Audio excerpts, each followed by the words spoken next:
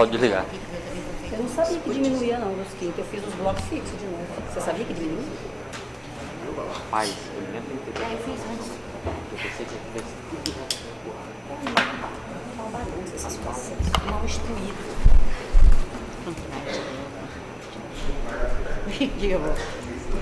Eu também. Então, hoje já posso. Vamos conversar antes, tá? Valdo. Por favor, Valdo. Obrigado.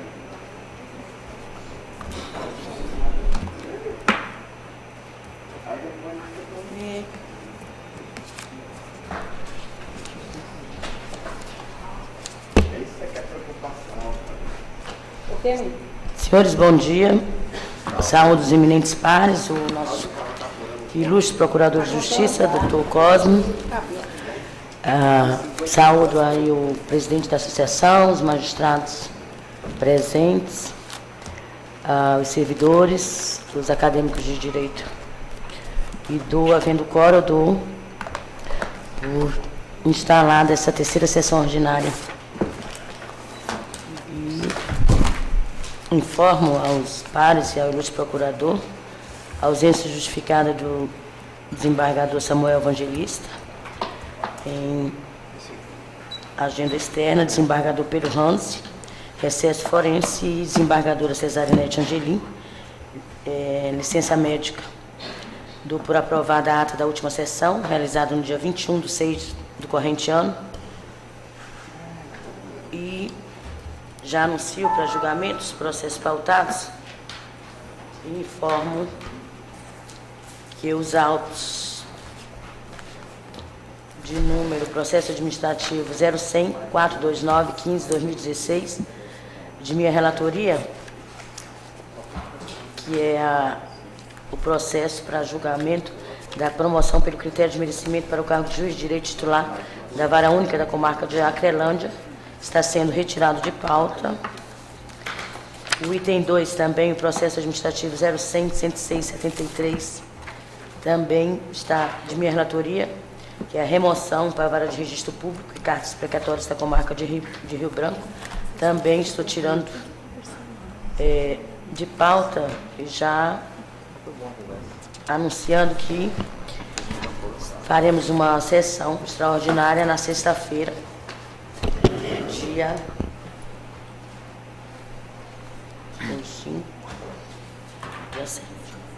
dia 7 de 2017. E já anuncio para julgamento Para as 11 horas. o item 3 da pauta, embargo de declaração 0100-440-44-2016, da relatoria da eminente desembargadora Eva Evangelista, embargante FCVJ, advogado Thiago Pereira Figueiredo, Ricardo Alexandre Fernandes Filho, embargado Corregedoria Geral de Justiça, proposta de instauração de inquérito para apuração de infração penal em face do magistrado. Desembargadora Eva, Vossa Excelência tem a palavra. Senhora Presidenta, Vossa Excelência concedeu a palavra à eminente decana, mas eu estou pedindo afastamento e saída do recinto, porque estou impedida nos itens 3 e 4. Pois não, desembargadora, Vossa Excelência tem permissão para sair. Senhora Presidente, eminentes pares, doutor Procurador de Justiça, Cosmo Souza, saúde o eminente presidente da nossa Associação de Magistrados Acreano, doutor Escambulês, doutor Robson Aleixo, senhores servidores, advogados presentes. Eminentes pares, eu gostaria de lhes dizer que o voto está disponibilizado na pasta administrativa, nossa pasta. Não sei se Vossa Excelência tiveram acesso. Eu farei relatório bem sucinto.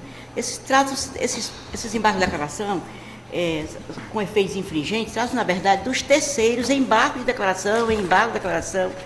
Pois bem, em face do acordo 9.660 do Tribunal Pleno, que a unanimidade desproveu os embargos originários, declaração originária deste recurso. O embargante disse que o acordo contém omissões, está reeditando, na verdade, está reeditando todas as questões que já foram pela Corte aferidas devidamente, tanto no acordo originário quanto nos todos os embargos de declaração até este, que é o terceiro. Diz que a Corte, em momento algum, tratou da necessidade de maioria simples ou absoluta, o que houve foi apenas uma em caráter lateral e de mera especulação, menção do voto da relatora, de sua tese de irrelevância do cômputo da desembargadora Valdirene, caso seu impedimento fosse reconhecido pelo tribunal. Diz também que os membros do Tribunal Administrativo deveriam submeter a escrutínio a questão da necessidade de quórum especial, que não ocorreu, entende, caracterizada nulidade de julgamento.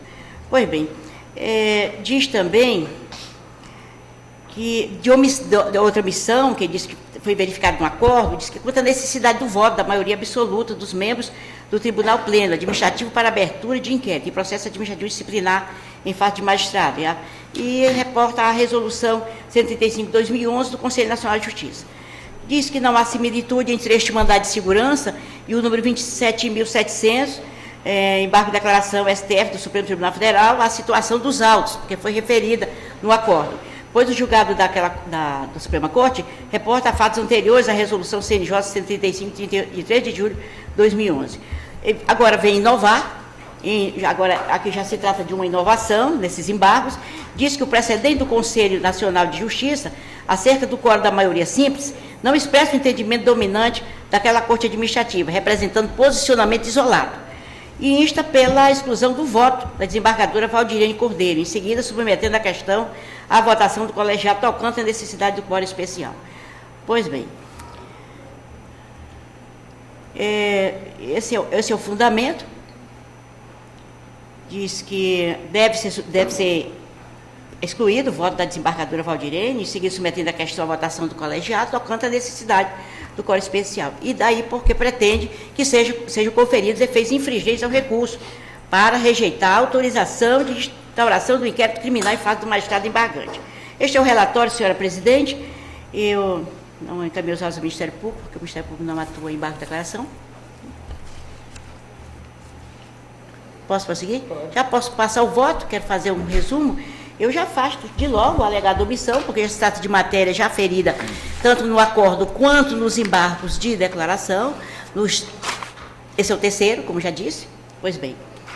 E, exatamente, não há omissão do acordo atacado quanto à necessidade do voto da maioria absoluta dos membros do Tribunal Pleno Administrativo para a abertura do inquérito criminal, em face do magistrado, com aplicação analógica do artigo 14, parágrafo 1º da Resolução 135 do Conselho Nacional de Justiça.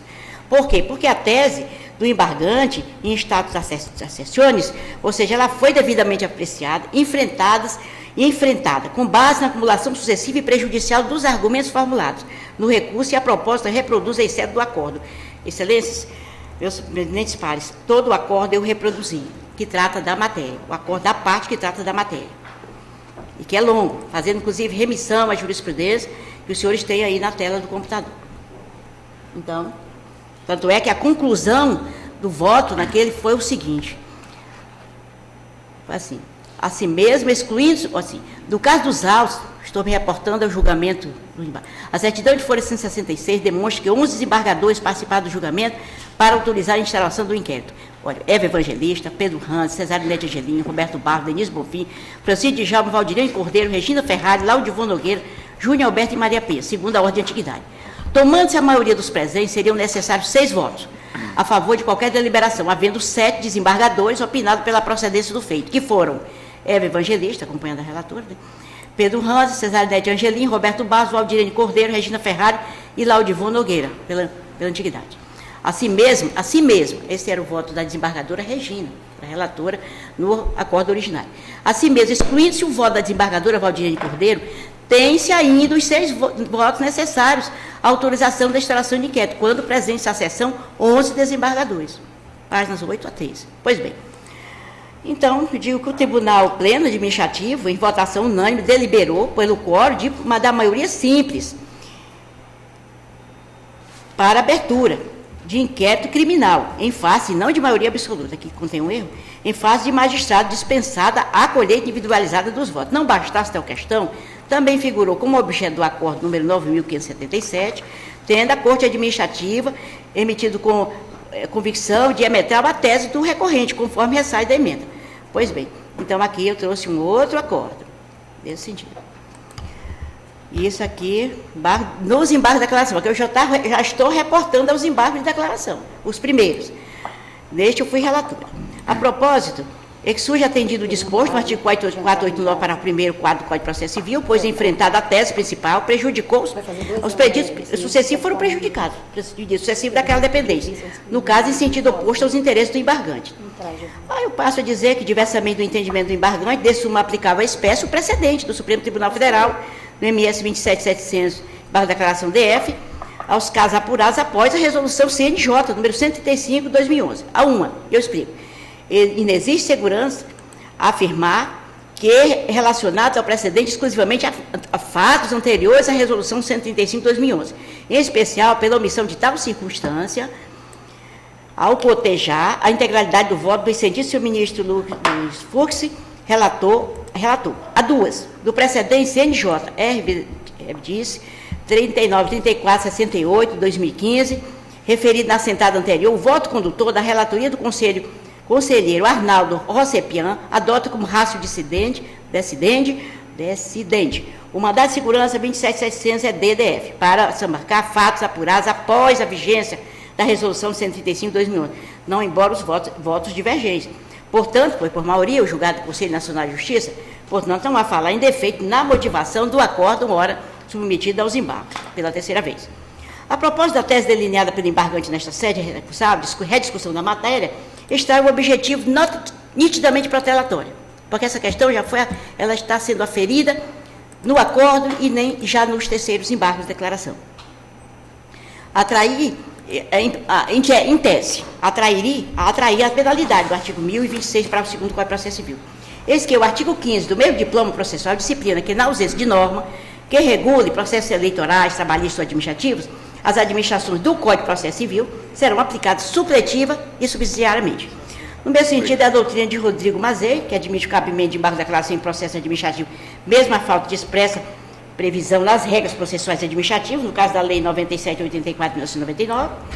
Eu digo, traça, a meu entender, da mais ampla interpretação do artigo 9310 da Constituição Federal e do artigo 5º do Código de Processo Civil, não havendo falar em natureza criminal, consequência deste procedimento administrativo, na conformidade de julgado do Superior Tribunal de Justiça, que trago aqui, para aferição de Vossa Excelência.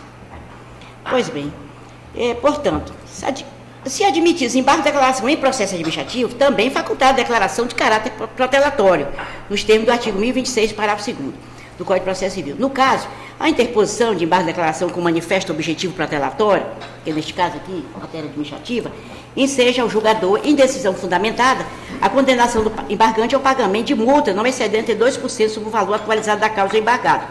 E a propósito da reiteração de embargo sobre o mesmo tema, eu colaciono o julgado, o Superior Tribunal de Justiça nesse sentido, né? Pois bem.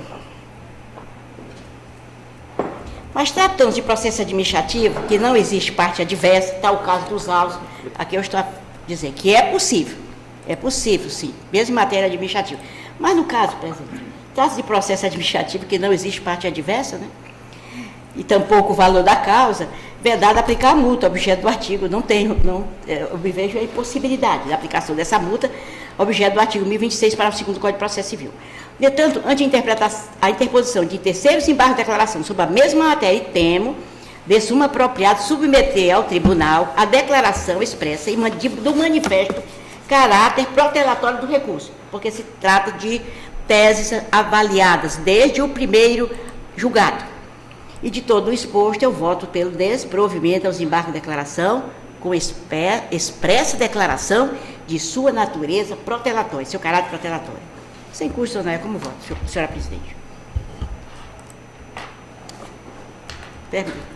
Obrigada.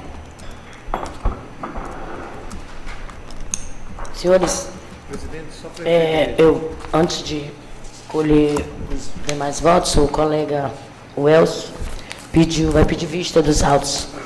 Trago na sexta-feira. Nós escolhemos os votos dos demais. E aí, embargador. Hoje, excepcionalmente, eu sou o seguinte, né? Bora, vamos Depois da relatora. Segundo decano.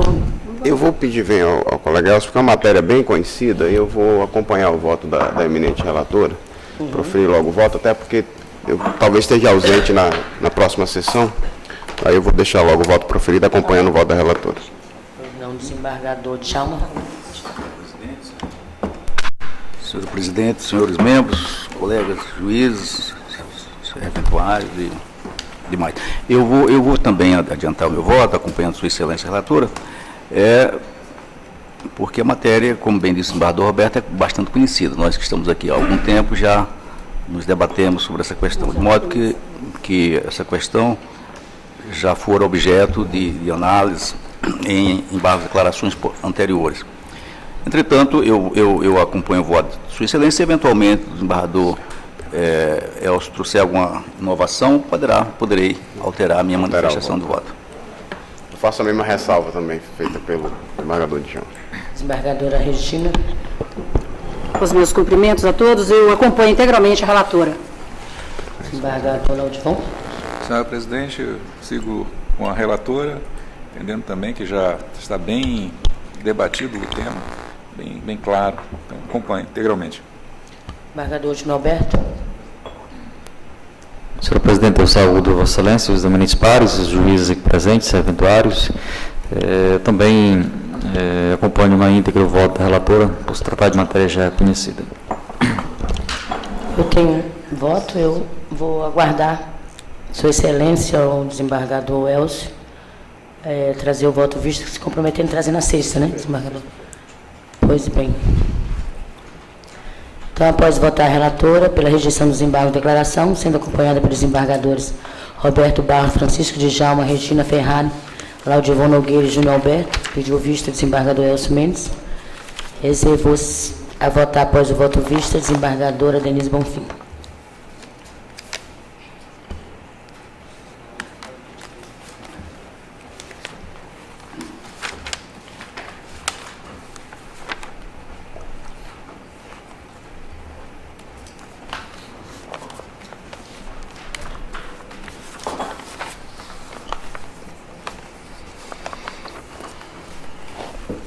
Senhores desembargadores, ilustres procurador, item 4, processo administrativo 0100-65350, está sendo retirado de pauta em razão da ausência justificada do desembargador Pedro Randes, que pediu vista. E, sendo assim, eu peço ao que chame a desembargadora Valdirene para compor a corte.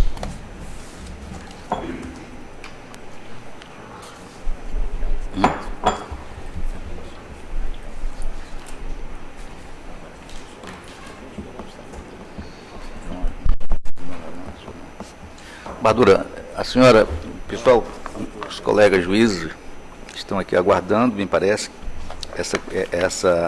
esses processos, o julgamento desses processos, item 1 e 2. A senhora poderia anunciar de que esses foram retirados de pauta? O desembargador eu já anunciei. Já anunciou? Então, Eles estão aqui para nos honrarem com suas presenças. Sejam bem-vindos, então.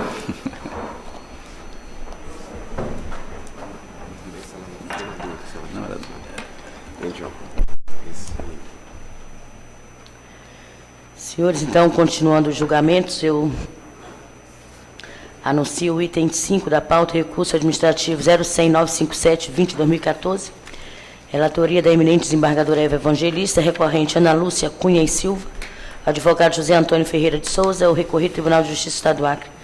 Desembargadora Eva, Vossa Excelência tem a palavra.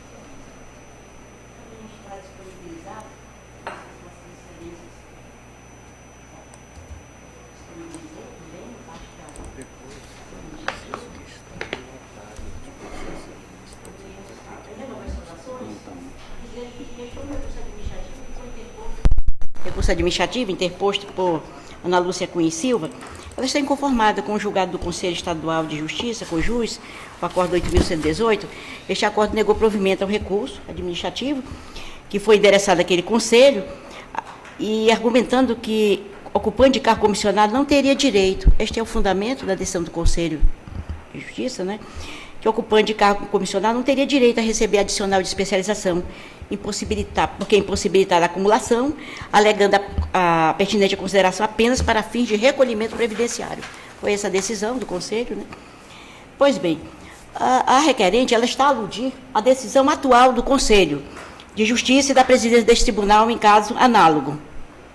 Agora, entendendo favorável a pretensão, a exemplo de processos que ela menciona, o 3080, 17, 2013, de modo que, diz a recorrente, mantém entendimento desfavorável a ela, ocasionaria 2 pesos, 2 medidas em afronta ao princípio da isonomia. Sustenta que o atual entendimento diferencia as naturezas da vantagem pessoal, nominalmente identificada, e da vantagem pessoal correspondente ao adicional de especialização, daí porque tem que não incide a vedação constante do artigo 42, parágrafo 2º da Lei Complementar Estadual 258/2013, e propugna pela desconstituição do julgado do Conselho, né, o submetido a recurso, para que o entendimento seja alinhado ao atual em casos análogos com efeito retroativo à data do pedido. Este é o objeto, este é o pedido, esta é a pretensão. Pois bem, senhora presidente, é o relatório, não é uma intervenção do Ministério Público, né? Pois bem, logo eu digo que o recurso é tempestivo, embora lapso temporal, há um grande lapso temporal decorrido entre o julgamento do recurso administrativo pelo Conselho, que foi 5 de maio de 2015, a interposição deste recurso, de vez que foi arquivado o processo, verifiquei que este processo ele foi arquivado, sem a devida notificação da servidora requerente ou de seu representante processual, conforme certidão de página 73, inclusive que republicado o acordo por incorreção, acarretando a devolução do prazo para a interposição deste recurso. Pois bem, a recorrente ela pretende especialização, que é atribuída à conclusão de curso de pós-graduação, até dos artigos 18 e 19 da Lei Complementar Estadual, do 151 de 2013, regulamentado pela Resolução 413 de 2013, também do Conselho da Justiça Estadual, aludindo a deferimentos de pleitos idênticos favoráveis a outros servidores deste poder, sob pena de afronta ao princípio da isonomia. E, de fato, neste caso aqui, eu constato a existência de alteração de entendimento do egrégio Conselho Judicial e também da presidência do tribunal, quanto à matéria, após a investidura da atual administração deste tribunal. E eu penso aqui, em princípio, que não vejo motivo para não deixar de adotar, em relação à requerente, que teve o seu direito indeferido em 5 de fevereiro de 2015, a percepção do benefício, já porque outros servidores estão a receber em casos análogos. Pois bem, segundo estabelece o artigo 18 da Lei Complementar 258 de 2013, o adicional de especialização é devido aos servidores em efetivo exercício em determinadas carreiras, desde que os cursos sejam reconhecidos pelo Ministério da Educação, MEC, e que os cursos de pós-graduação lato sensu tenham duração mínima de 360 horas, incidindo o adicional exclusivamente sobre o vencimento base do servidor. Por sua vez, o artigo 19, inciso 3º, contempla o patamar de 10% no caso de certificação de especialização. Senão, vejamos, e vem aqui, eu venho aqui reproduzindo os artigos de lei, da lei. Por sua vez, regulamentando o adicional em comento, aí adveio a resolução 40, de 30 de setembro de 2013, do Conselho da Justiça Estadual, que estabelece em seu artigo 2º, vem estabelecer em seu artigo 2º todas as, como seria vedada a concessão de adicional, quando o curso, diz aqui, ou ação de treinamento especificada em edital de concurso público constitui requisito para ingresso no cargo de provimento efetivo. A concessão do adicional não implica direito do servidor para exercer atividades vinculadas ao curso ou ação de treinamento com diversas das atribuições do seu cargo efetivo. De fato de a especializado do cargo de provimento efetivo estar em processo de extinção, não impede a percepção do adicional. Estes eram os critérios, né, adotados. Em contrapartida, o artigo 10 da mencionada resolução afirma ser devido o adicional de especialização quando comprovadamente os servidores de determinadas carreiras tiverem concluído especialização, desde que vinculados às áreas de interesse, em conjunto às atribuições do cargo efetivo, às atividades desempenhadas pelo servidor, quando o exercício do cargo em comissão ou de função comissionada. Sendo que, na previsão do parágrafo único do mencionado dispositivo legal, o adicional de especialização somente será aplicado aos servidores efetivos no exercício de cargo de provimento em comissão, desde que optem pelo regime remuneratório previsto no inciso 2 do parágrafo 1º, do artigo 1º, do artigo 42 da Lei Complementar 258/213. Diz o seguinte, o parágrafo único.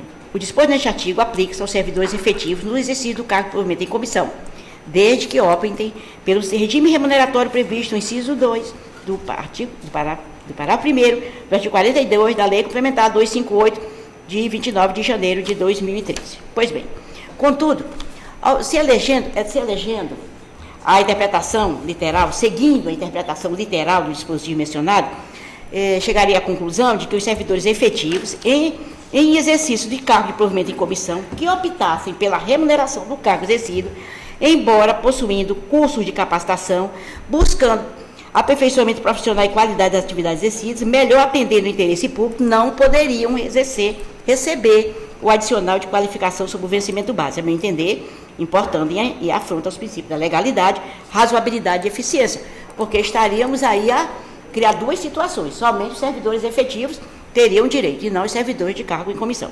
No ponto, em decisão unânime recente, o Conselho da Justiça Estadual firmou entendimento diverso daquele alinhado neste julgado, do qual é objeto do recurso, que é de 2015, de que o fato de os servidores efetivos exercerem cargo de provimento em comissão não pode ser utilizado como indeferimento ao pagamento do adicional de especialização. E foi assim, disse o Conselho, né? Parágrafo 2º do artigo 42 da Lei Complementar Estadual 258/2013, ao vedar a percepção de quaisquer vantagens pessoais nominalmente identificadas pelos servidores efetivos ocupantes de cargo de comissão, não pode ser utilizado como negativa ao pagamento do adicional de especialização que não se enquadra nesta categoria de vantagens. Julgado do Conselho da Justiça Estadual, relatora desembargadora Regina, dado de julgamento 27 de abril de 2016.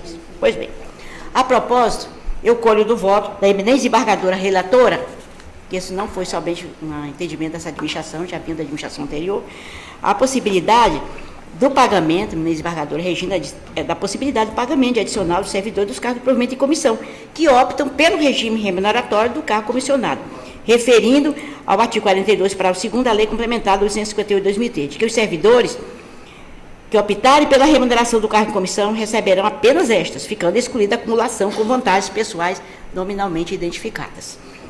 Afastando qualquer impedimento, e foi o viés daquele voto, qualquer impedimento à percepção do adicional, de vez que, conforme sublinhou a eminente relatora, lá, 27 de abril de 2016, naquele julgado,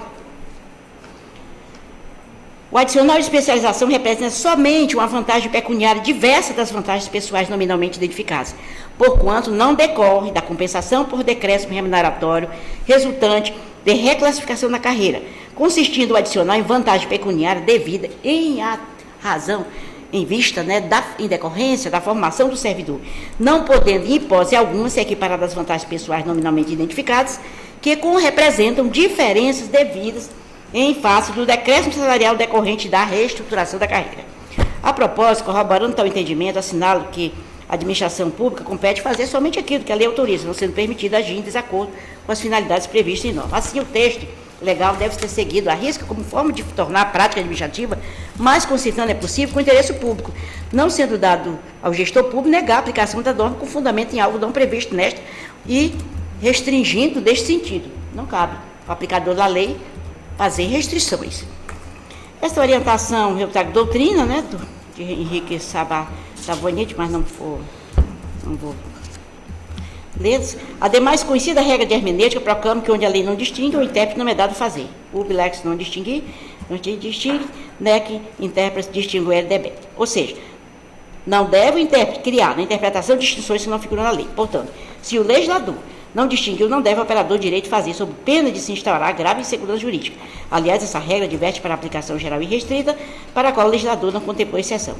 Também decorre do texto normativo que o legislador vedou a acumulação de remuneração do cargo em comissão apenas com as vantagens pessoais nominalmente identificadas. E aqui a questão que apesar da decisão, embora esteja referindo à decisão do Conselho Judicial, mas aqui eu afirmo o meu entendimento nesse sentido. O legislador vedou a acumulação da remuneração do cargo em comissão apenas com vantagens pessoais nominalmente identificadas e não com vantagens pecuniárias. Desse modo, impossibilitado o administrador de vedar a percepção dessas vantagens quando o legislador sequer expressou vontade a respeito. De igual modo, eu sublinho que, calcado no princípio da eficiência, o artigo 39, parágrafo 2º da Constituição Federal preconiza como dever da União, dos Estados e do Distrito Federal manter escolas de governo para a formação e aperfeiçoamento dos servidores públicos, consistindo a participação dos cursos, um dos requisitos para a promoção da carreira. E este tribunal, como órgão integrante da administração pública, é compelido, eu coloquei obrigado, não diria que é mais suavizando, compelido, a utilizar o aperfeiçoamento profissional como requisito para a promoção da carreira de seus servidores, sejam eles ocupantes de cargo efetivo ou em cargo de comissão, como forma de incentivo ao desenvolvimento de competências necessárias ao cumprimento da missão institucional deste Poder Judiciário. Destaque o caso em exame, eu penso que, a meu entender, a requerente preenche todos os requisitos elencados nos dispositivos mencionados. É servidora de carreira do Poder Judiciário, exerce cargo de nível médio, concluiu o curso de pós-graduação, lato sensu com duração de 360 horas aulas, por sinal, excelente curso, ministrado em convênio com o Tribunal de Contas do Estado do Acre. Curso em área de interesse dos convênio de Escola Superior da Magistratura, não sei se foi da administração do desembargador Roberto Barros. Professor de administração ou desembargador? Esse curso parece que foi promovido anterior, desembargador Adair Longuinho. Pois bem, curso em área de interesse dos órgãos do Poder Judiciário, conforme previsto no regulamento, e a faculdade, esse curso foi credenciado pelo Ministério da Educação. Assim, senhora presidente, sem mais delongas, eu voto pelo provimento ao recurso. Para atribuir à servidora o pagamento mensal do adicional de especialização, pós-graduação lato sensu, no percentual de 10%, a contar do protocolo do requerimento originário. É assim que eu voto. Nosso decano de hoje, desembargador Roberto Barros. Cumprimento Vossa Excelência, desembargadora presidente. Comecei a votar nem o FII de forma adequada, também em seu nome cumprimento os meus pares, um cumprimento especial ao desembargador Elcio, que inicia hoje seu trabalho nessa corte. Também um cumprimento ao Dr. Camolês, presidente da associação, Dr. Robson, sua esposa que aqui se encontra, os servidores do tribunal. Eminentes colegas, essa temática aqui do regime remuneratório dos cargos em comissão é uma temática que vem desde dos debates quanto à reforma administrativa que fora feita na gestão do desembargador Adair. Na verdade, o desembargador Laudivon lembra bem disso, nós tínhamos alguns debates quanto a isso, e eu vou falar um pouquinho do que se debatia por ocasião da reforma, aí para chegar no caso concreto. O que nós tínhamos antes era um sistema de vinculações remuneratórias que, quando se dava um aumento, não se sabia exatamente qual era o efeito que ele daria, porque não conseguia calcular que havia um atrelamento de valores ao vencimento base, por exemplo, cálculo de sexta parte, cálculo de uma série de direitos que foram reunidos pelos servidores ao longo da sua carreira. E esse foi um dos pontos da onde partiu o estudo, para que o tribunal pudesse efetivamente respeitar o direito dos servidores já reconhecidos, mas quando desse o aumento, ele conseguisse mensurar exatamente qual era o efeito desses aumentos, né? E esse tema aqui está dentro de uma dessas questões. O que é que nós temos aqui? Nós temos o regime remuneratório dos cargos em comissão. Nós temos dois regimes. O servidor que opta pelo valor do cargo em comissão e o servidor que opta pelo valor do cargo efetivo com todos os seus direitos. Antes havia uma simbiose, ou seja, o servidor exercia o cargo em comissão, mas trazia junto com o cargo em comissão todos os direitos que seriam do outro sistema. Por exemplo, você tinha o CJ5 hoje nosso, e aí trazia mais o CJ5, mais sexta parte, mais uma série de coisas. O que a lei fez foi dar uma opção para os servidores. Olha, ou você opta pelo valor do cargo em comissão, e é esse valor, ou você opta pelo sistema em que você fica com o valor do seu cargo efetivo, com todos os penduricários que você tem direito. Então, esse foi a opção, pelo menos a intenção que se quis fazer com relação à redação desse dispositivo legal. Ou é um regime do cargo efetivo com os penduricários, ou é um regime do cargo em comissão, um valor único, é aquele valor lá. Daí, logo após a edição do PCCR, e faz parte do processo democrático, muitas daquelas coisas que haviam sido debatidas por ocasião do PCCR, depois foram objeto de pedidos individuais dos servidores.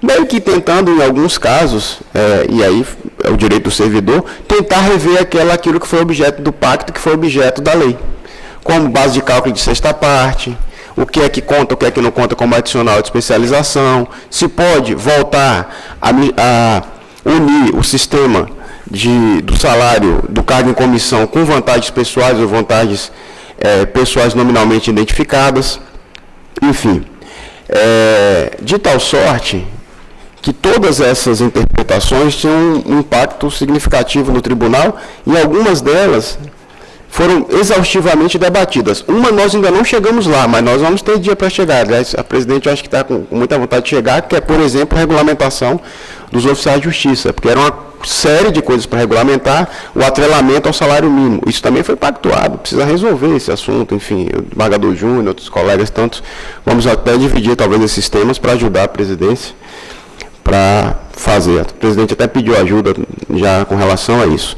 Enfim, então aqui eu vou me manter, sem prejuízo de uma revisão de entendimento, na interpretação que isso me foi colocado à época. Eu creio que eu cheguei a decidir isso enquanto presidente, de que, pela interpretação teleológica, esse dispositivo ele veda essa cumulação dos regimes remuneratórios, porque agora é o adicional de especialização. Eu não sei depois o que é que vai se entender como vantagem pessoal para tentar acumular com o regime de cargo em comissão. Esse é o tema central.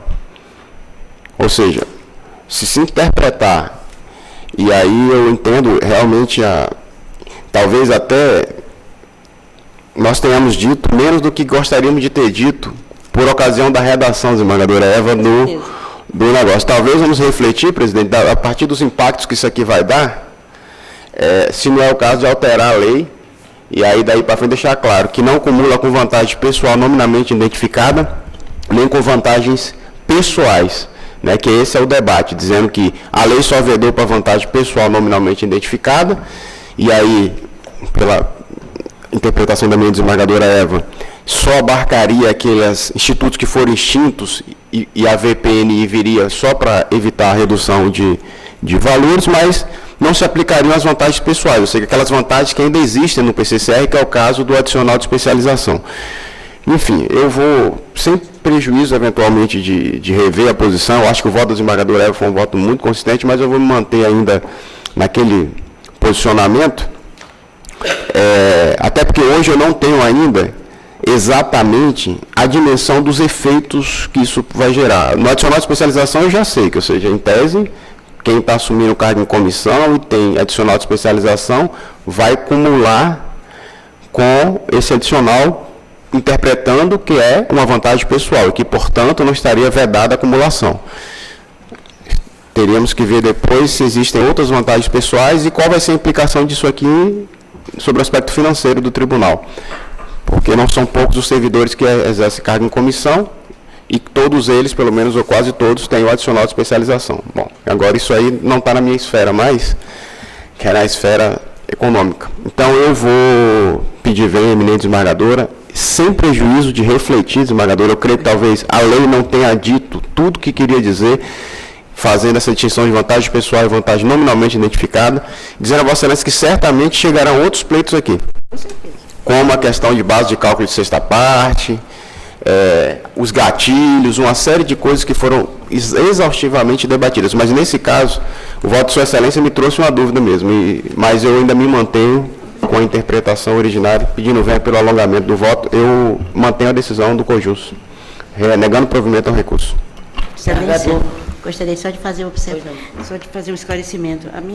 Meu voto até construí com uma certa dificuldade, porque em outros tempos votei no mesmo sentido de Vossa Excelência. Agora, porque esta é uma questão que diz respeito a 2015, em que a situação mudou de lá para cá, decisões administrativas. Esta servidora que está prejudicada. Foi só com relação a isso, em atenção ao princípio da isonomia, da igualdade, porque, a meu entender, ela não poderia ser prejudicada. Mas eu penso que também já... eu caminhei também no mesmo sentido que Vossa Excelência, mas situação delicada. Mas eu mantenho o meu voto. Desembargador Tchau. Desembargadora presidente, Embargadora, no que pese a preocupação do eminente embargador Roberto Barros em relação ao impacto que essa decisão possa projetar em termos de orçamento, eu tenho a impressão, e vejo isso com uma certa clareza, que o voto da desembargadora ela esgotou toda a questão quando se trata da questão sobre o aspecto de isonomia. Se existe essa regra em relação a outros servidores, por que não aplicá-la em relação a recorrente, aqui a Ana Lúcia Cunha e Silva? Portanto,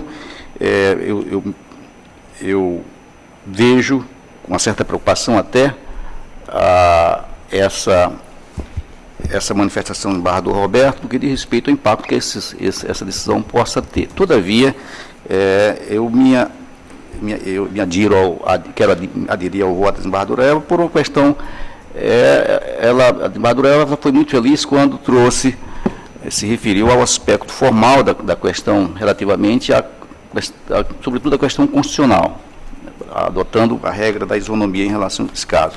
Eu, portanto, no que pese a preocupação do desembargador Roberto, que também é nossa, eu acho que Vossa Excelência também deverá ter essa mesma preocupação, mas eu vou acompanhar o bem lançado voto da desembargadora Eva. E peço bem ao desembargador Roberto, essa questão, naturalmente, poderá ser objeto de outras decisões futuras, até porque isso poderá ser objeto de uma reforma, né, para resolver essas questões. Obrigado, desembargador Djalma. Desembargadora Cautine. Senhora presidente, eu reafirmo meus cumprimentos a esse colegiado e em especial ao nosso novo colega, desembargador aqui presente, Elcio Sabo Mendes. Já fiz meu esclarecimento do motivo pelo qual não estive presente em sua brilhante ascensão ao cargo na posse, mas ainda assim eu reafirmo meus cumprimentos e lhe desejo todo o sucesso do mundo nessa nova empreitada. É um prazer e uma honra dividir esse plenário com Vossa Excelência. Com relação ao voto, senhora presidente, eu estou ainda pedindo vênia à nobre decana, eu estou relatora deste processo, que bem desenvolveu o seu voto. Eu vou me filiar à divergência e desprover o recurso. Mas ela faz parte. Pois não, obrigada, desembargadora Valdirene. Desembargadora Regina Ferrari. Eu acompanho integralmente a senhora relatora. Gostaria de dizer que estas decisões do Conselho que determina o pagamento é da atual administração, que é Desembargador Claudivon Nogueira. Senhora presidente, eu cumprimento Vossa Excelência, cumprimento os membros desta corte e particularmente saúdo o desembargador Elcio conosco na primeira sessão do pleno. Também cumprimento o doutor procurador Cosme Lima de Souza, presidente da associação, Dr. Camolês, Dr. Robson, demais colegas que estão a acompanhar, senhores, senhoras. E com relação ao voto, o desembargador Roberto mencionou um aspecto importante que foi do debate que se desenvolveu na época da reforma administrativa.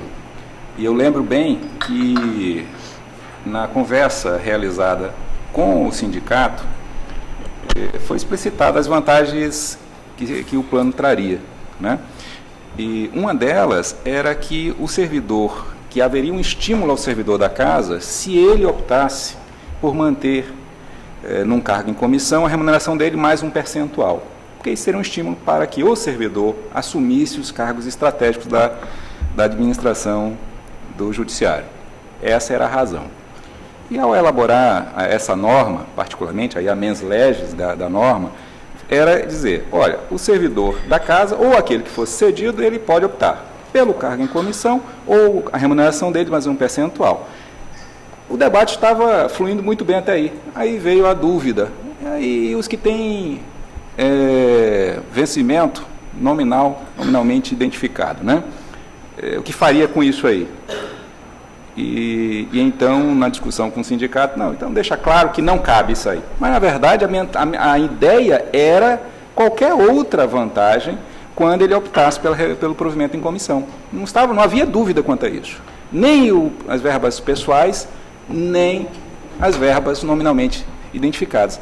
Não havia dúvida quanto a isso nas discussões com o sindicato, nas discussões dentro da administração. A ideia era exatamente essa. O acréscimo que se realizou, porque a redação original não tinha esse parágrafo, segundo. O acréscimo que se realizou é que não foi feliz. Mas a ideia, na discussão, a mens lege, é de que não se inclui nenhuma outra verba. E com isso, então, recuperando então a ideia da interpretação, tanto é que se fizermos uma interpretação do dispositivo, de que a remuneração fique restrita à remuneração do cargo em comissão, esse esclarecimento, eu interpreto dessa forma, um esclarecimento da norma, para deixar bem claro que não caberia essas verbas nominalmente identificadas, ela não estaria a excluir outras verbas também. Então, eu, seguindo o que foi discutido, o que foi debatido na origem, junto à administração, ao sindicato, na época, eu acompanho a divergência, pedindo vênia à desembargadora relatora. Desembargador Júnior Alberto. Renovo minhas saudações aos eminentes pares, procurador de Justiça. Eu analisei aqui o bem construído voto da eminente relatora e eu acompanho na íntegra, porque entendo que devamos priorizar e prestigiar o servidor que nos apoia e que sem ele nossa missão fica esvaziada, né? Eu vejo aqui que ela é do quadro, né? Fez o curso de pós-graduação e postula um pagamento previsto em lei, e as razões que fundamentam o voto da eminente relatora estão bastante coerentes e bem construídas, de forma que eu acompanho na íntegra. Agradecer as palavras dos eminentes pares em relação à presença do Elcio no plenário e desde já acompanhando a relatora, até porque ela esmiuçou detalhadamente o voto, inclusive do afeto do trabalhador, do servidor público, quanto da sua labuta diária e no aspecto da valorização da educação, né, que é um dos ramos que a administração sempre tem que valorizar. Eu acompanho a relatora, não esquecendo de enaltecer a presença do nosso presidente da associação, do nosso juiz, Dr. Lopes. Muito obrigado. Senhores, eu acompanho integralmente a eminente relatora, porque eu entendo que esse adicional de especialização não está vedado e não pelo artigo 42, parágrafo 2º, e me preocupa o desembargador Roberto. Essa decisão já estou dando administrativamente, esse aqui é porque foi de 2015 que está chegando, mas eu me preocupo, claro, com o financeiro, mas temos que fazer justiça. Eu estou concedendo e quando tiver verba, eu pago. Agora eu não posso deixar de dar um direito ao servidor, porque pensando que não tem dinheiro, não, vamos procurar, vamos atrás de colocar no orçamento. Eu estou, então, acompanho integralmente a eminente relatora. Mas, Vossa Excelência, só esclarecendo que meu voto, a questão financeira é uma questão de fundo, né? Meu voto é na questão interpretativa, na questão jurídica mesmo. Eu me recordo daquelas discussões ao tempo da reestruturação do plano de cargos e salários dos servidores, inclusive que diziam até que eu e outros os benevolentes queríamos quebrar o tribunal. Eu me recordo bem das palavras que foram utilizadas naquela época, mas enquanto tiver o direito postulado enquanto o direito prevalecer, será desse sentido. É questão de entendimento, né?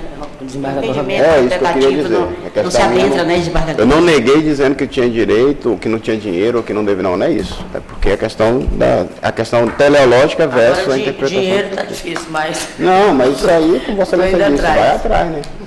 Não creio que Vossa Excelência ainda tenha muitas pessoas para determinar pagamento, não, porque é só essa servidora que era do museu. Daqui a pouco ela é arquivada também, né? Desembargadora, decana da nossa corte, eu agora passo a presidência de Vossa Excelência O item 6, eu estou impedida, é um acordo de minha palavra, o recurso administrativo 0100-43174.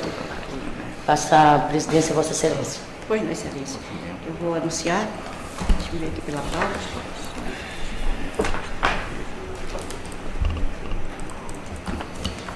Perdi aqui a pauta, calma. É o número? Item 6. Item 6, né? Pois bem, senhora presidente, Vossa Excelência continua, não vai presidir o julgamento do processo, da qual é impedida, mas eu de logo digo que eu peço escusa ao desembargador Elcio por não ter feito a referência à sua primeira sessão, mas a sua presença neste tribunal me parece que ela sempre, parece que sua presença sempre aqui esteve. Daí porque eu não notei que essa seria a primeira vez. Seja bem-vindo. Obrigado. Tive a oportunidade de expressar, durante o discurso do qual durante aquela fala do gabinete de desembargadora me otorgou o prazer, e digo que sua passagem aqui, reafirmando o que disseram anteriormente, a sua passagem aqui será muito alvissareira, produtiva, construindo a realização de justiça, como tem sido a sua história de vida. Então, eu passo agora a anunciar o processo 6. Recurso administrativo 100-43874. Origem de Rio Branco, relator eminente desembargador Júnior Alberto, requerente Ismael Alves de Souza e requerido Tribunal de Justiça do Estado do Acre. Pois não, Excelência. Renovo minhas saudações aos eminentes pares. Eu disponibilizei esse voto, né, e através da pasta compartilhada, na data de ontem, pedi que fosse meu chefe de gabinete fizesse contato com a chefia dos respectivos gabinetes para que os magistrados, os colegas desembargadores tivessem também acesso. Eu vou fazer um breve resumo em prol da celeridade, para não cansá-los, né, o voto é um pouco longo, né? Desembargador, que nós já está... Bom, desculpa.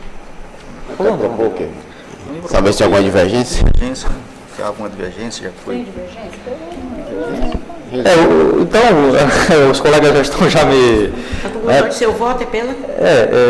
o meu voto é no sentido do parcial provimento do recurso apenas para efeito de restabelecer o pagamento da gratificação de sexta parte, porque embora ela tenha sido paga por erro da administração, a sua supressão, como ela incorporou o patrimônio jurídico do servidor, ela não prescinde do estabelecimento do prévio contraditório da ampla defesa.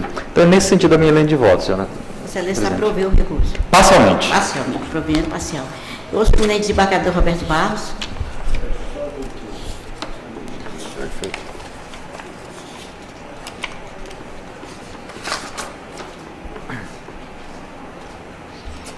Vossa Excelência, então, está, desembargador Júnior, em resumo, entendendo que houve ofensa que é o contraditório e ampla defesa, está anulando a decisão, é isso? Eu estou reformando o acordo apenas no que diz respeito à anulação ex officio da gratificação de sexta parte percebida pelo recorrente, dizendo aqui que essa anulação ela só é possível após a instauração, assegurada a instauração do prévio procedimento administrativo, de modo a garantir as garantias constitucionais do contraditório e da defesa. Porque uma outra questão que ele aborda também seria a questão de um tempo de serviço que foi averbado, tempo de serviço esse que ele prestou ao Banacre, né? E a decisão ela não alterou essa averbação, né? O tempo de serviço ele tenha sido averbado para efeito de aposentadoria e percepção de anuênios, então não houve alteração dessa averbação. E, entretanto, no que diz respeito à anulação da percepção da gratificação de sexta parte, que foi feita ex officio, com base no princípio da autotutela da administração pública, eu estou decotando, estou reformando o acordo nesse sentido, parcialmente, dizendo que essa supressão somente é possível após a instauração do processo administrativo, e que seja assegurado a ampla defesa e contraditório. E eu faço referência ao recente julgado, inclusive, da relatoria do desembargador Odivon, no Tribunal Pleno Jurisdicional, que foi julgado agora no dia 31 de maio de 2017, eu trago aqui a colação, É o mandado de segurança número 1.1877,95. Eu acompanho o voto de Vossa Excelência.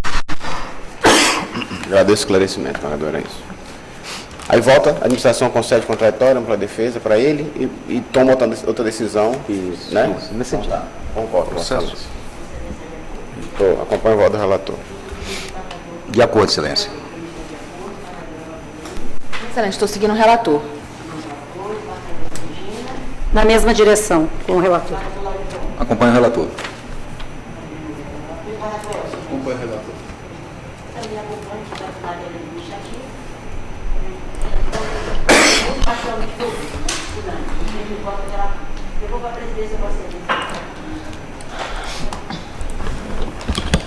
Pois não, desembargadora. Senhores, eu esqueci, por aqui, esquecimento mesmo, de proclamar o resultado do recurso administrativo 0100-95720. Eu entendo que a recorrente Ana Lúcia Cunha Silva, advogado José Antônio, recorreu ao Tribunal de Justiça. Então, desse Tribunal Pleno Administrativo, a maioria dá provimento ao recurso administrativo, sendo voto da relatora e das mídias digitais arquivadas. Divergentes, desembargador Roberto Barros, que negou provimento ao recurso administrativo, sendo acompanhado pelos desembargadores Valdirene Cordeiro e Laudivon Nogueira. Anuncio o processo administrativo 0100-12749, relatoria da eminente desembargadora corregedora, desembargadora Valdirene, requerente Tribunal Regional Eleitoral do Estado do Acre, requerido Tribunal de Justiça. O objeto é o término do desembargador Laudivon de Oliveira Nogueira como membro substituto da Casa do Desembargador.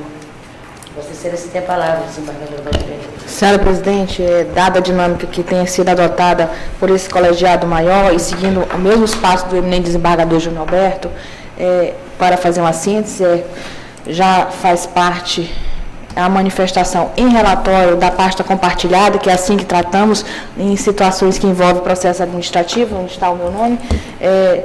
Rapidamente, esse é um processo administrativo, como Vossa Excelência já antecedeu e afirmou, com vista ao preenchimento de uma vaga de membro substituto da classe de desembargador do TRE biênio 2017-2019, ante o término do atual biênio do desembargador Laudivon Nogueira, que se avizinha 22 de outubro de 2017.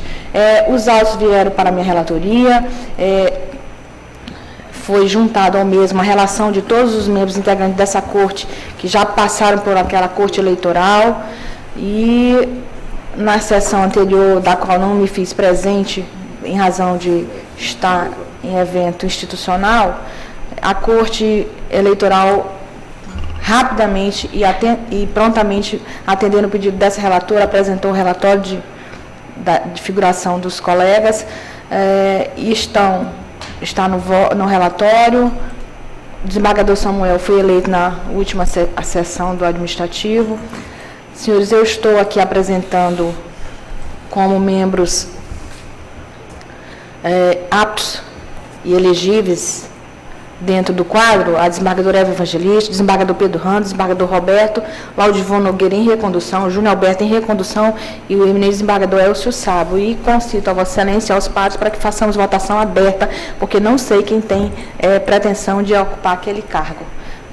Esse é o sucinto relatório, senhora presidente. E a partir de quem se candidate, eu estou apta a votar, juntamente com Vossa Excelência. Desembargadora Eva.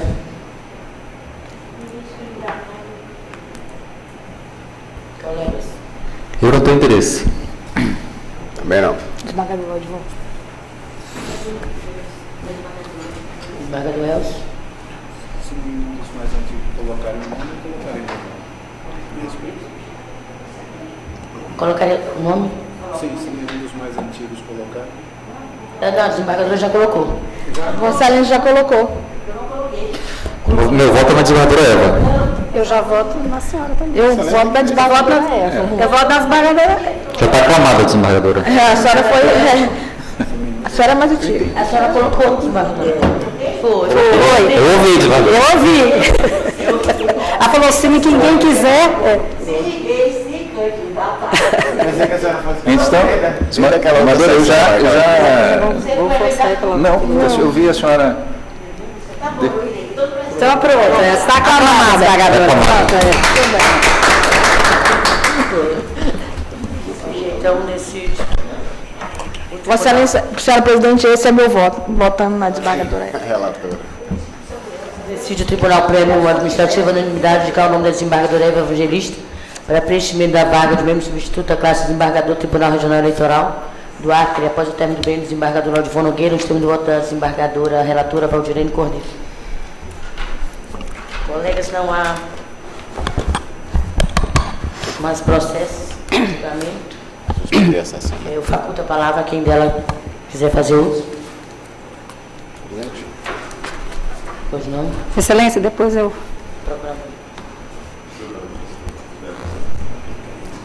Não, eu concedo a palavra a Vossa Excelência. Presidenta e excelentes senhores desembargadores, vamos falar nas sessões do Pleno Administrativo, né? Mas hoje é uma sessão para mim diferente porque realmente o desembargador Elcio está pela primeira vez aqui, né?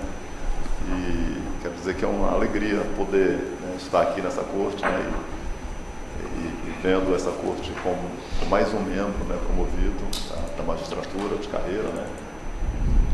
Desejar ao desembargador Elcio que tenha uma carreira profícua nessa corte, né, que ele possa somar e contribuir, né, para o fortalecimento do Poder Judiciário, né, fortalecimento dessa instituição, né, que já é tão fundamental e tão essencial, né, na efetivação dos direitos, na proteção, né, das minorias, na proteção da sociedade acriana.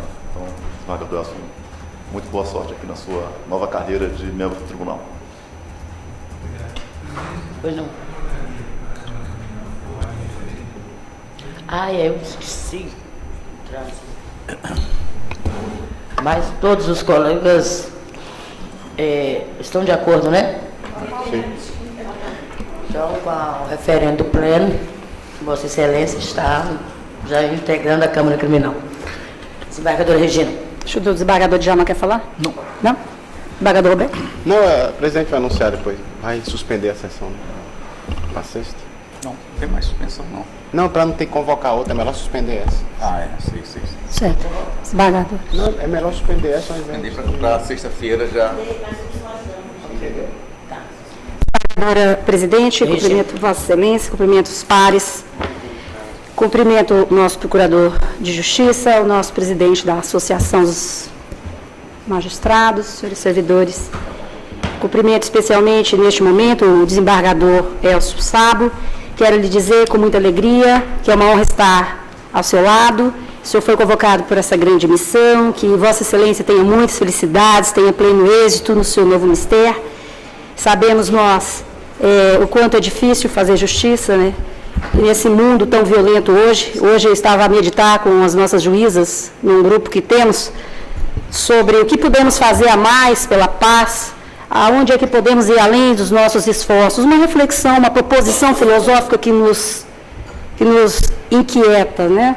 E ao lembrar daquele menino Arthur, que está agonizando lá no Rio de Janeiro, com a bala na sua coluna vertebral já, quer dizer, já nasceu vítima da severa violência neste país. Enfim, doutor Elcio, sei que o senhor é um grande soldado convocado na construção da paz e da pacificação social, que Estrela Divina esteja a irradiar seus passos, seu caminho, sua vida, seu coração, e tenho certeza que será de grande positividade a sua entrada aqui para fortalecer e somar esforços nessa grande luta nossa em prol da pacificação social, que seja marcado pela serenidade, como o senhor sempre foi, pelo espírito, como diz a desembargadora, minha amiga, que sempre fala, pelo espírito da confiança, né, desembargadora, da colegialidade e do respeito à divergência e do espírito de amizade e de construção, todos nós aprendendo uns com os outros. Seja muito feliz, desembargador Elcio, e que Deus o abençoe. Obrigado. Senhora presidente. Pois não.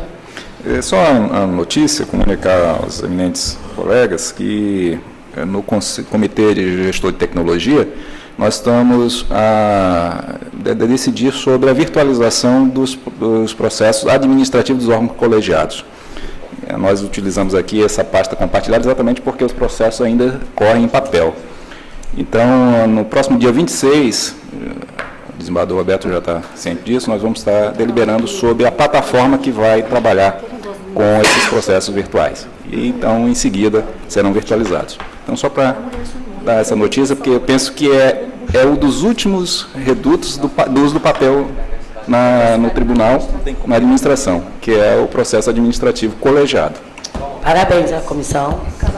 Senhora Presidente, também quero registrar aqui meus agradecimentos ao desembargador Laudivon, na qualidade de presidente da Comissão de Informática, exatamente em relação ao apoio, auxílio que ele tem prestado ao preenchimento de dados com relação e esclarecimento de dados em relação ao glossário,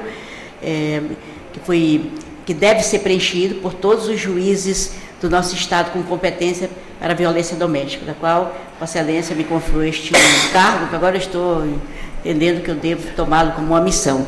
Muito obrigada, desembargador Laudivon, pelos seus prontos esclarecimentos, inclusive pela resposta pronta, que me disse o desembargador Laudivon que nem tudo o SAI pode nos responder muito, mas também muito depende da alimentação dos dados. E estas informações eu passei para os juízes. Muito obrigada, senhores juízes.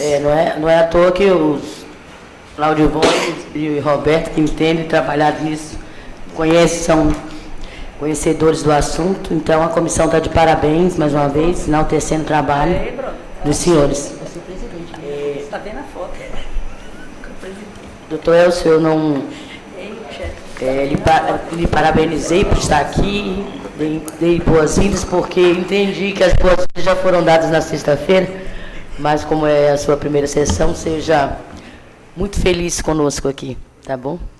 Então, eu declaro encerrado os trabalhos da nossa sessão, suspendendo a sessão para a próxima sexta-feira, às 11 horas, para o julgamento dos processos indicados no item 1 e 2 e os embargos declaratórios que o desembargador Elcio pediu vista. Então, todos na sessão do dia 7. Muito obrigada.